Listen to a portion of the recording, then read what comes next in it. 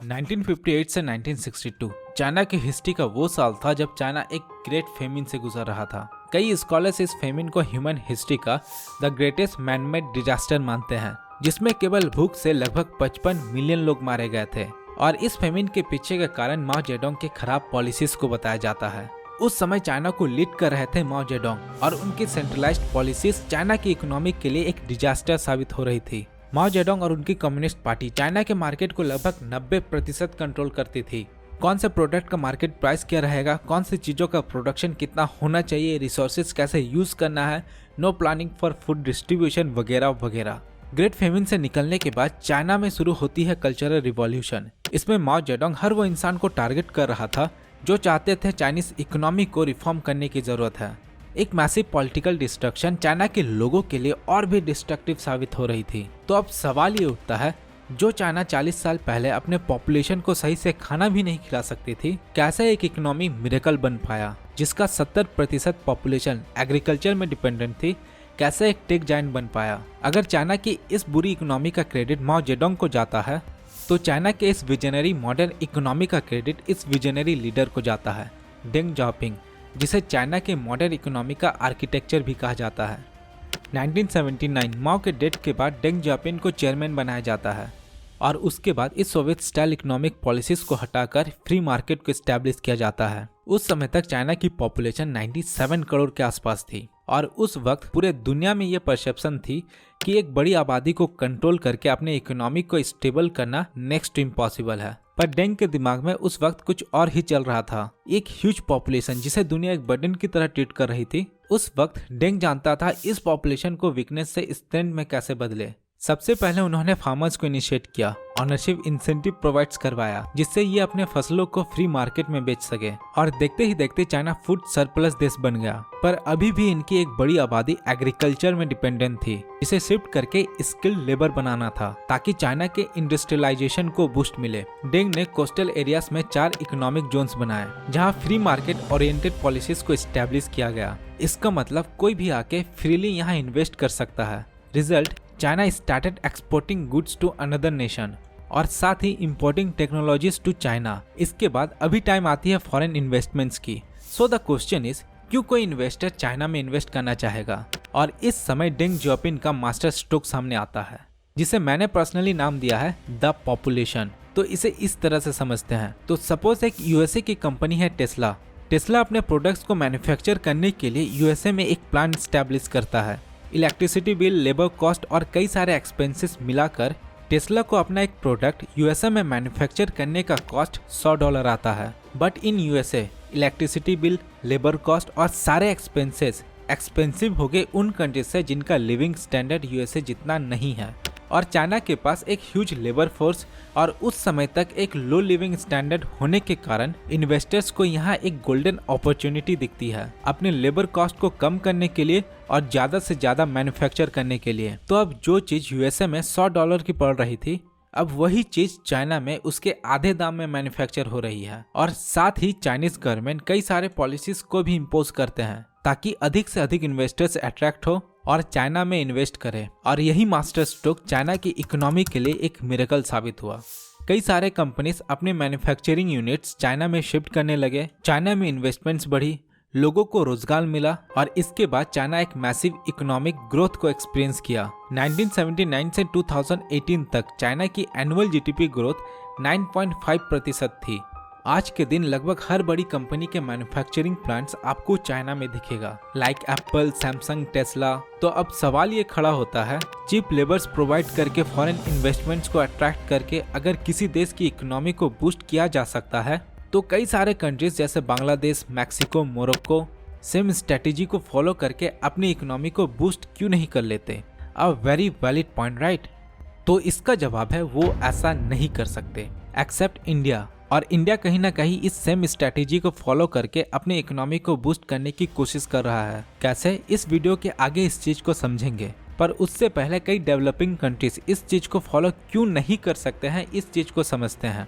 China की इस policies को देखकर कई एशियन कंट्रीज और Latin American countries like Mexico इस सेम पॉलिसीज को इम्प्लीमेंट करते हैं, जिसके बाद उनकी इकोनॉमी शुरुआती स्टेज पर ग्रो तो करती है, पर कुछ समय बाद उनकी इकोनॉमी रुक सी जाती है।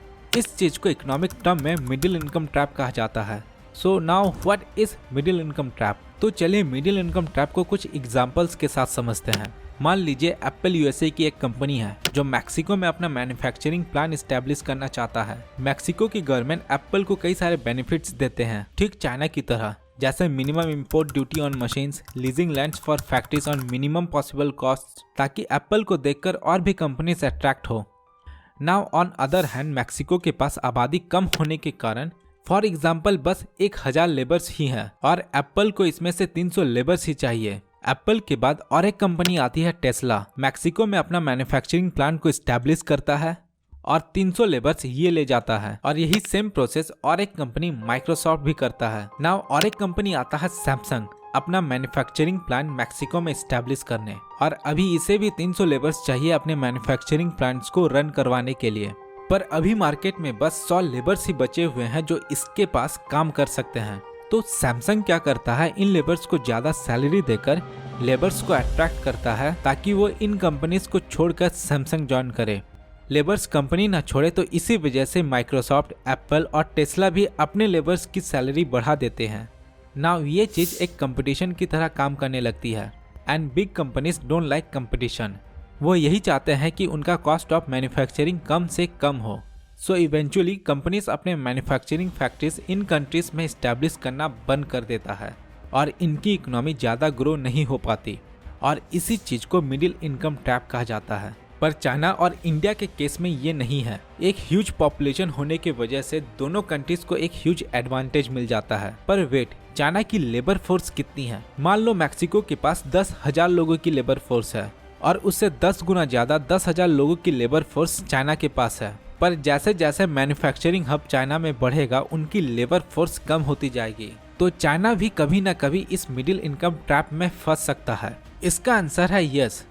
2008 से 2010 तक चाइना की एनुअल जीडीपी ग्रोथ रेट 9.7% थी और आईएमएफ के अनुसार 2024 तक चाइना की एनुअल जीडीपी ग्रोथ रेट 5.5 ही रह जाएगा। सो अभी चाइना का फ्यूचर क्या है? क्या चाइना इस मिडिल इनकम ट्रैप में ही रह जाएगा? The answer is no. और इस नो के पीछे का रीजन शॉकिंग है और वाकई ये चीज आपको सोचने में मजबूर कर देगी कि चाइना कितनी दूर तक सोच सकता है। 2013 में चाइना लॉन्च करता है बिल्ड एंड रोड इनिशिएटिव को। चाइना इसे स्टार्ट करता है एक विजन के साथ, to promote and build infrastructure, better connectivity, coordinates on economic policies with more than 150 countries. So what? How this is related to China's greatest far-fetched vision?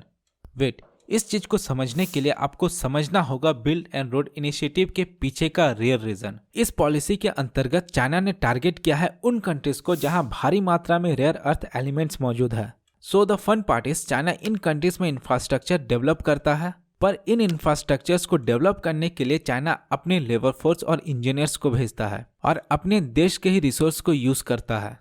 That means China अपने देश के ही पैसे को अपने देश में वापस ले रहा है और इन सारी कंट्रीज को मिल जाती है एक वेल डेवलप्ड इंफ्रास्ट्रक्चर। पर यह कहानी यहाँ खत्म नहीं होती। चाइना इंफ्रास्ट्रक्चर देता है और उसके बदले चाइना इन कंट्रीज के रिसोर्सेज को माइन करता है। अफ्रीका के 90% माइंस चाइना के कंपनियों के द्वारा रेगुलेट किया जाता है and this should be a topic to discuss. पूरी दुनिया को इस बारे में सोचना चाहिए क्योंकि चाइना आज के दिन 90% रेयर अर्थ एलिमेंट को प्रोड्यूस करता है।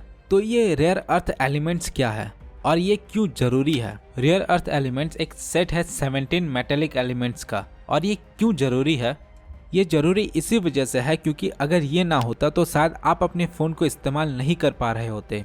बस फ़ोन ही नहीं, ईयरबड्स से लेकर विंड टर्बाइन्स तक में इसका इस्तेमाल किया जाता है। चाइना 90% इस चीज़ को रेगुलेट करता है। पर पूरी दुनिया को इस चीज का पता तब चला जब चाइना जापान को इस चीज का सप्लाई रोक देता है। Then the world realise China has created a monopoly on it. China इस चीज का इस्तेमाल जियोपॉलिटिक स्ट्रेटेजी के तौर पर कर सकता है। पूरी दुनिया अब ग्रीन एनर्जी की तरफ जा रही है। सोलर एनर्जी से लेकर ईवीज तक पिछले कुछ सालों में 400% डिमांड बढ़ी है। पर क्या आपको पता है ईवीज को बनाने के लिए लिथियम के साथ साथ कोबाल्ट की भी जरूरत होती है। और पूरी दुनिया में डेमोक्रेटिक रिपब्लिक ऑफ कोंगो ही ऐसा देश है जहां अकेला 70% कोबाल्ट पाया जाता है। और इस चीज को रेगुलेट कौन करता है? Yes, it's China. अभी बात आती है इंडिया की। आखिर इंडिया इन सभी चीजों से क्या सीख सकता है? आज के दिन इंडिया और चाइना राइवल जरूर है, पर चाइना से कई सारे चीजों को हम कॉपी कर सकते हैं, जिसमें पहले नंबर पर आता है इंफ्रास्ट्रक्चर, दूसरे नंबर पर आता है एजुकेशन, तीसरे नंबर पर आता है प्रोडक्टिविटी। इस चीज का कंक्लूजन यही निकलता है, डेमोक्रेसी डिक्टेटरशिप से थोड़ी स्लो जरूर है, पर डेमोक्रेसी में सबके लिए जगह है और हमें इसी माइंडसेट के साथ आगे बढ़ना है।